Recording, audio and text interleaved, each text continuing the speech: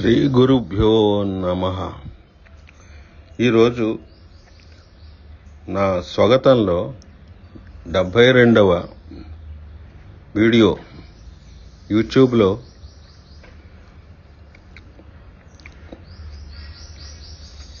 Record చేయడానికి నేను ఎంతో ఆనందపడుతున్నాను. ఈరోజు విషయం మన గురుదేవుల గురించి. మనుషుల జీవితాల్లో 4 దశలు ఉంటాయి: బాల్యము, యవ్వనము, కౌమారము, వార్ధక్యము. ఇందులో ముఖ్యమైన దశలు కౌమారము, వార్ధక్యము. 2 పుష్కరాలు. గురుదేవులతో మన అనుబంధాన్ని మనం ఒకసారి నెమరు వేసుకుందామని ప్రయత్నిద్దాం. మనం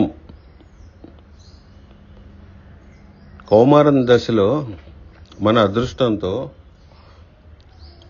గురుదేవులు మనకు లభించిన పూర్వపుణ్య విశేషం. ఏ పరిస్థితిలో మనం మొదలుపెట్టాం? Below poverty line.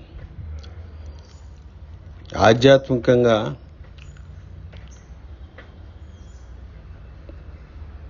బాల్య దశలో ఉన్న మనను ధైర్యం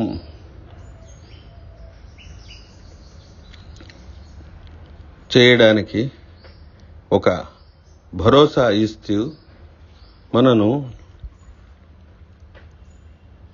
లౌకికంగా, ఆధ్యాత్మికంగా మహోన్నత స్థితికి ఈరోజు తీసుకొచ్చిన గురుదేవుల శ్రమ మనం ఒకంత చర్చిద్దాం.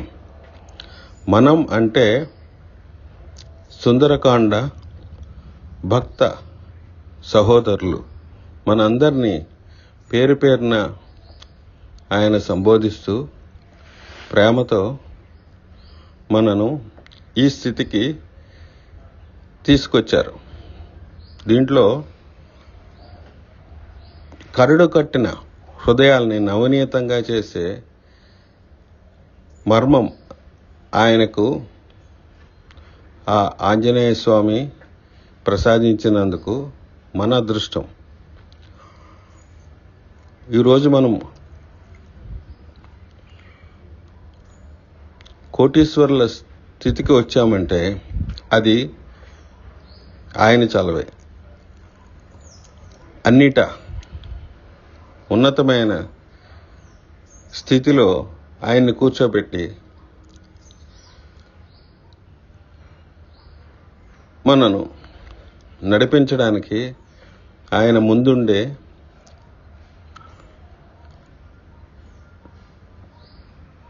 ఆయన కృషి ఎంతో చెప్పుకోదగ్గనిది. పాణ్యం వారు సెలవిచ్చినట్లుగా తత్పురుషాయ విద్మహే శాంతరూపాయ ధీమహి తన్నో శృంగరాచార్య ప్రచోదయాత్. ఇది ఎంతో తగిన మంత్రం. ఒక అడుగు ముందుకు వేసి ఆయన గురించి 2 ముక్కలు చెప్పదలిచాను. భవము బంధాలను పారద్రోలును వాడు. మన యొక్క భవము, మన ఫ్యూచర్ జన్మల్ని పునీతం చేస్తూ ఉత్తమమైన జన్మలు లభించేటట్లుగా ఆయన చేశాడు. ఆయన యొక్క కృషితో మనం ఊరికే ఫాలో అయ్యాం అంతే. బంధాలను, ఈ కర్మ బంధాలను పటాపంచలు చేసి కర్మనాశనానికి దారితీర్చే ఒక ఉత్తమమైన సులభమైన మార్గాన్ని ఆయన మనకు ఉపదేశించాడు. కలియుగో స్మరణాన్ముక్తి. ఆయన ఏమీ హఠయోగాల్ని, ప్రాణాయామాన్ని ఇవన్నీ ఏమీ బోధించలేదు. ఆయనకి తెలుసు కలియుగంలో స్మరణే ముక్తి కలగజేస్తుందని. ఈ స్మరణ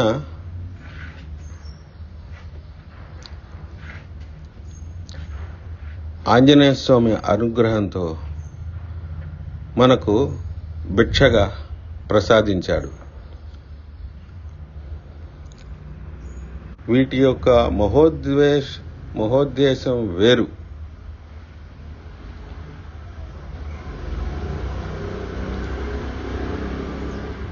హనుమంతుడు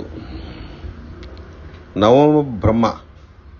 ఈ బ్రహ్మ యొక్క చిట్టాల్లో మనందరి పేర్లు సువర్ణాక్షరాలతో లిఖించే సమయం ముందుంది.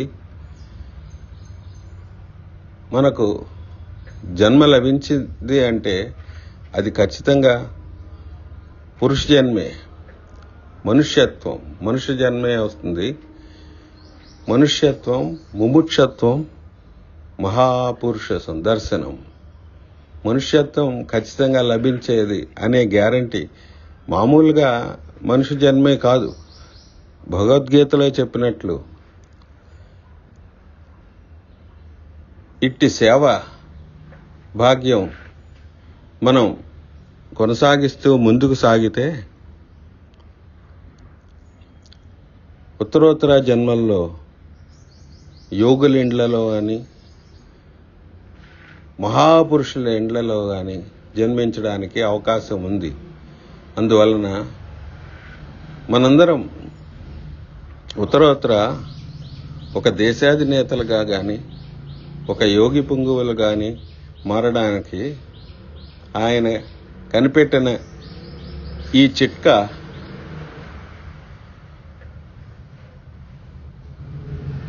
ఈ సుందరకాండ పారాయణం, సుందరకాండ సహస్రం.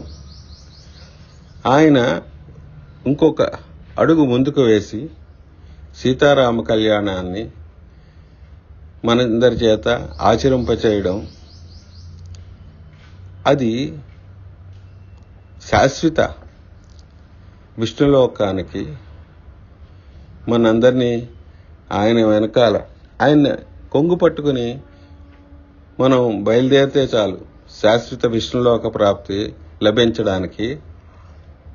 ఇంత సులభమైన మార్గం ఆయనకి స్ఫురింపజేసిన ఆ ఆంజనేయ స్వామికి మా శతకోటి వందనాలు. 82 సంవత్సరాల వయసులో బాలాంజనేయ స్వామిలాగా వెలుగుతూ మనల్ని ఉద్ధరించడానికి నడుం కట్టుకున్నకి ఆయనకి ఏమి అవసరం? ఇవంతా మనం ఆలోచిస్తే ఇదంతా మన అదృష్టమే అని అనుకోక తప్పదు. ఆయన నియమాలను ఆచరింపజేయడంలో ఎంత కఠినాత్ముడో, చనుము ఇవ్వడంలో అంత సుహృద స్వామి. ఎవరో అన్నారు గురువుగారికి జై అంటే, ఆ జనసందోహంలో గురువుగారి కోపానికి జై అని చెప్పి ఎవరో అన్నారు. ఆయనకి వినిపించింది ఆయనవి పావు చెవులు. ఎక్కడ మనం మాట్లాడుకున్నా ఆయనకి ఏకాగ్రతకి భంగము. అది చిరుకోపం రూపంలో మనని దారి పెట్టడానికి తప్ప మన మీద ఆయనకి ఏమి ద్వేషం ఉంటుంది ఆ వయసులో. ఆయన బాల హనుమాన్ ఎందుకన్నానంటే, ఆయన తల్లిగారు 102 సంవత్సరాలు ఇంకా జీవించే ఉన్నారు.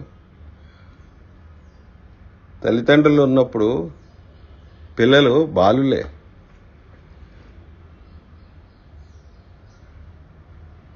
అట్టి అదృష్టవంతులు మనకి ఒక విధంగా చెప్పాలంటే ఒక ఆశ. 72 సంవత్సరాలు ఉన్న ఆయన బాలుడే తన తల్లి ముందు. ఇంకొక 30-40 ఏళ్ళు మనతో ఆయన సావాసం చేస్తారనే ఒక ఆశ. ఆ ఆశతోనే ఆయనకి ఆయురారోగ్య ఐశ్వర్యాలు ప్రసాదించాలని ఆ ఆంజనేయ స్వామిని వేడుకున్నాను. ఇక్కడ ఆయన ఐశ్వర్యం వద్దు అన్నట్టుగా నవ్వు నా వంక చూడగానే,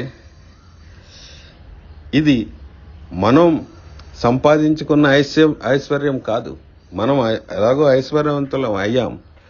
ఆయన ఐశ్వర్యం భగవంతుని ఐశ్వర్యం. లక్ష్మీ కటాక్షం అంటే లక్ష్మి డబ్బులు ఇస్తుందని కాదు, లక్ష్మి మోక్షాన్ని కూడా ఇస్తుంది. అది ఆయనకు సంబంధించిన ఐశ్వర్యం శ్రీరామ పాద సన్నిధిలో శాశ్వత నివాసం పొందడం, అది కూడా ఐశ్వర్యమే అని నా ఉద్దేశం. ఇక ఆయనతో కీర్తనతో భవము బంధాలను పారద్రోలును వాడు, ఇది ఆయనకి ఖచ్చితంగా అన్వయం అవుతుంది. భయపెట్టి బామాలి పారద్రోలును భ్రమల, మనని కొంచెం భయపెడతాడు ఆయన. గురువుగారు మన మంచి కోసమే గాసిప్స్ అవి తగ్గించుకోవడానికి, అంటే మన ఆధ్యాత్మిక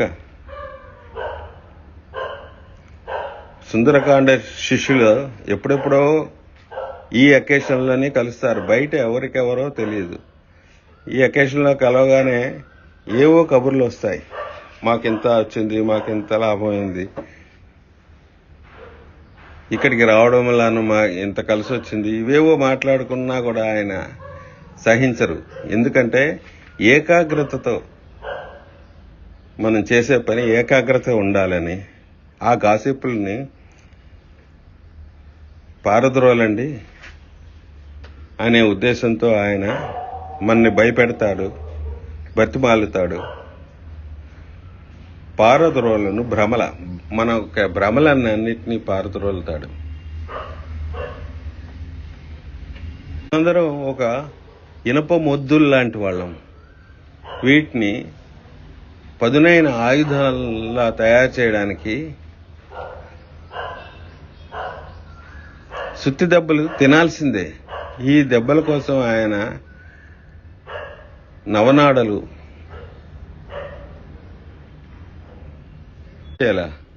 శ్రమించేలా మనని ఒక ముద్దుల్ని పదునైన ఆయుధాలుగా మారుస్తాడు. సో ఈ పద్యం మొత్తం నేను చాలా కాలం క్రితం గురువుగారి కోసం రాసి ఉంచినది. భవము బంధాలను పారద్రోలును వాడు, భయపెట్టి బామాలి పారద్రోలును భ్రమల.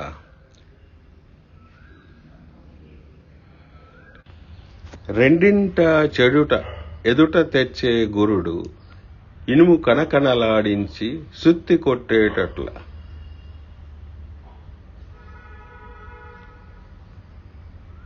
దారి తప్పిన జీవితాలని దారి చూపించడంలో ఆయన నువ్వు చెడిపోతావు ఈ దారిలో రాకపోతే అన్నట్టుగా ఆయన చెప్పే భక్తి మార్గం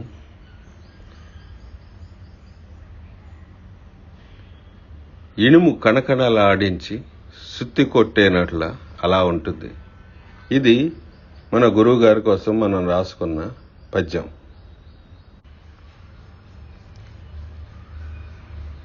ఈ వీడియోని మన గురువు గారికి అంకితం చేద్దామని నా సంకల్పం. స్వస్తి. శ్రీ గురుభ్యో నమః.